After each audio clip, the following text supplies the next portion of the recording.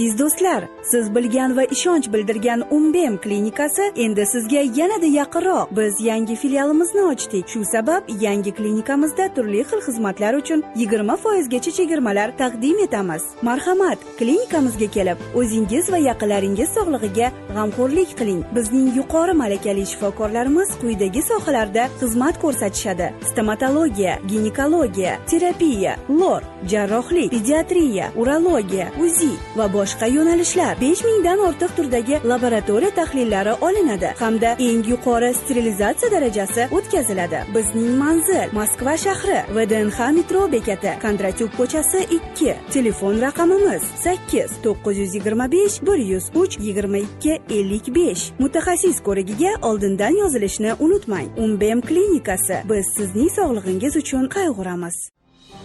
Rossiya harbiylari Xitoyning savdo kemasiga shahid droni bilan hujum qildi. Kemada Xitoy fuqarolari bo'lgan va u Qora dengizda nishonga olingani aytilmoqda. Aviahujum Putinning 19-20 may kunlari Pekinga tashrifi arafasida sodir bo'ldi. Odessaga dronlar hujum qildi. Ulardan biri Xitoyga tegishli kemaga zarba berdi. Rossiyaliklar dengizda qaysi kema turganligini bilmasligi mumkin emasdi, dedi Vladimir Zelenskiy. Germaniya tashqi ishlar vaziri Eronning yadroviy dasturi va ballistik raketalarini to'xtatishga chaqirdi.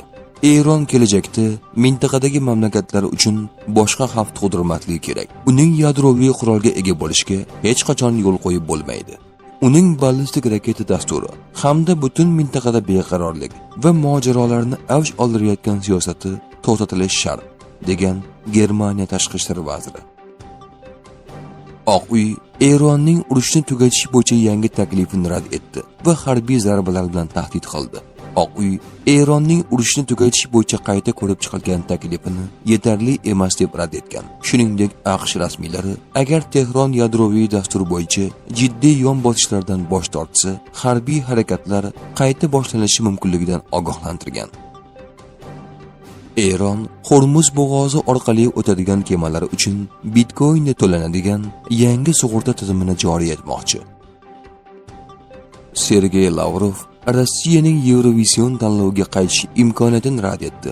Moskva Eurovision ishtirokchilarini aniqlaydigan satanizmga o'xshash mezonlarni ko'tara olmaydi, deb bayonot berdi. Lavrov Rossiyaning tanlovga qaytish imkoniyatini sharhlar ekan. Men hech qayerga qochganim yo'q va bunday qilish niyatim ham yo'q, dedi Andrey Yermak. Ukraina prezidenti O'rsining sobiq rahbari Andrey Yermak tergov hibsxonasidan chiqqanidan keyin garov uchun kerakli mablag'ni yig'ishda yordam berganlarning barchasiga minnatdorchilik bildirdi va adolatga faqat huquqiy yo'llar bilan erishishda davom etishini aytdi. U shuningdek, o'ziga qo'yilayotgan ayblovlarni tan olmasligini ta'kidladi. Pokiston Eron atrofidagi urush fonida Saudiya Arabistoniga qiruvchi samolyotlari va minglab harbiy xizmatchilarni joylashtirdi. Reuters agentlik ma'lumotlariga ko'ra, qirollikka 8000 ga yaqin harbiy xizmatchi va qiruvchi samolyotlari bo'linmasini, 2 dronlar bo'linmasini va havo hujumidan mudofaa tizimlarini yuborgan. Rasman bu kuchlar o'qitish va maslahat berish uchun yuborilganini bildirdi. Biroq Reuters manbalari ushbu guruhni to'laqonli jangovar kuch deb atamoqda. Kreml Putinning Xitoyga tashrifidan katta umid qilayotganini bildirdi. Rossiya joriy haftada Vladimir Putinning Xitoyga uyushtiriladigan tashrifiga katta umid bog'lamoqda. Dmitriy Peskovning ma'lum qilishicha, ikki tomon ushbu uchrashuvdan o'zlarining imtiyozli sheriklik aloqalarini yanada rivojlantirish uchun foydalanadi. Xitoy Trampning tashrifidan so'ng AQSh bilan harbiy hamkorlikni kuchaytirishga tayyorligini bildirdi. Xitoy va AQSh qurolli kuchlari o'rtasidagi munosabatlarning barqaror rivojlanishi har ikki tomon manfaatlariga mos keladi. Shuningdek, bu xalqaro hamjamiyatning umumiy kutilmalaridir. Xitoy ikki davlat rahbarlari tomonidan erishilgan muhim kelishuvlarni hayotga tatbiq etish uchun AQSh bilan birgalikda harakat qilishga tayyor, deb bayonot berdi Mudofaa vazirligi rasmiy vakili. Tehron hamda Washington Pokiston vositachiligida muloqotni davom ettirmoqda, deb ma'lum qildi Eron tashqi ishlar vazirligi rasmiy vakili Ismoil Bag'oy. Uning so'zlariga ko'ra, Eron va AQSh mojironi yakunlashga qaratilgan takliflarni muhokama qilishda davom etmoqda. Bag'oy shuningdek, Eron Hormuz bo'g'ozidagi kema qatnovi mexanizmi bo'yicha Ummon bilan maslahatlashuvlar olib borayotganini ma'lum qildi. O'tgan haftada Ummonda Tehron va Maskat o'rtasida texnik muzokaralar bo'lib o'tgan.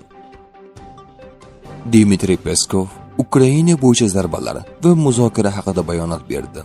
Rossiya Ukraina bo'yicha tinchlik jarayoni to'xtab qolganini, biroq uni qayta tiklashga umid qilayotganini bildirdi.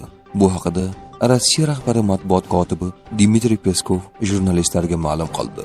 Hozirgi vaqtda tinchlik jarayoni to'xtab qolgan. U baribir tiklanadi deb umid qilamiz, dedi Dmitriy Peskov. Uning so'zlariga ko'ra, Rossiya AQSh tomoni Ukraina bo'yicha vositachilik va tinchlikparvar sa'y harakatlarini davom ettirishga umid qilmoqda.